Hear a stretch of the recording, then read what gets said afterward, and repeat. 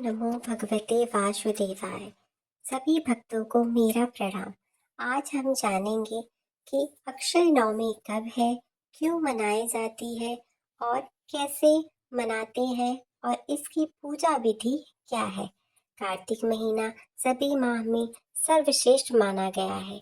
यह पाप का नाश कर व्यक्ति को सभी संकटों से दूर कर देता है।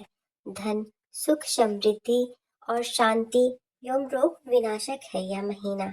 अक्षय नवमी पद्म पुराण और स्कंद पुराण में वर्णन है कि आंवले की उत्पत्ति ब्रह्मा जी के आंसुओं से हुई थी, जबकि एक अन्य कथा के अनुसार समुद्र मंथन के समय अमृत कलश से पृथ्वी पर अमृत की बूंदें गिरने से आंवले की उत्पत्ति हुई थी।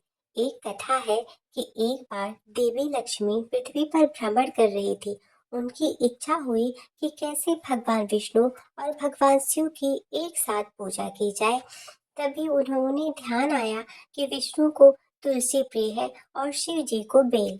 इन दोनों के एक गुण एक साथ आंवले में है। लक्ष्मी ने आंवले के वृक्ष को विष्णु और शिव का प्रतीक मानकर उसकी पूजा की। उनकी पूजा से प्रसन्न होकर विष्णु और शिव भगवान प्रकट हुए। माता लक्ष्मी ने आंवले के नीचे उन्हें भोजन कराया। उनके पूजन के बाद स्वयं प्रसाद रूप में ग्रहण किया। उस दिन से यह तिथि आंवला नवमी के नाम से प्रसिद्ध हुई। ऐसी मान्यता है कि इस दिन आंवले के पेड़ की पूजा, आंवले से स्नान, आंवले को खाने और आंवले का दान करने से अच्छे गुण प्राप्त होता है। एक अन्य कथा के अनुसार इसी दिन आदि शंकराचार्य को एक निर्धन स्त्री ने भिक्षा में सूखा आंवला दिया था। उस निर्धन स्त्री की गरीबी से द्रवित होकर शंकराचार्य जी ने माँ लक्ष्मी की मंत्रों द्वारा स्तुति करके उनसे कहा कि आप इनको प्रदान करें। तभी माता लक्ष्मी ने स्वर्ण से युक्त आंवले उस निर्धन स्त्री को प्रदान किए, जिससे वह धनवान हो गई। आंवला भगवान विष्णु का प्रतीक माना गया है और इसकी पूजा करने से मनोकामनाएं पूर्ण होती हैं। भगवान विष्णु ने कुष्मांड नामक दैत्य का वध कर धरती पर धर्म की स्थापना की थी और इसी दिन श्री कृष्ण भगवान ने कंस का वध करने से पूर्व वृंदावन की परिक्रमा की थी।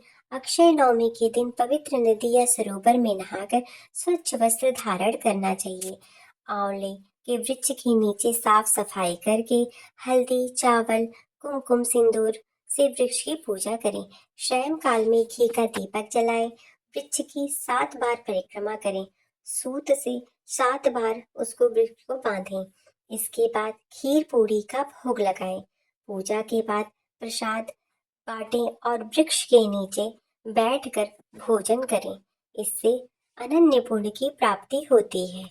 जिस तरह से भगवान विष्णु और शिव जी लक्ष्मी माता पे प्रसन्न हुए थे, वैसे ही भगवान विष्णु और शिव जी सभी पर प्रसन्न होते हैं। अक्षय नवमी को पितरों के निमित्त अन्न, वस्त्र और धन का दान करना चाहिए।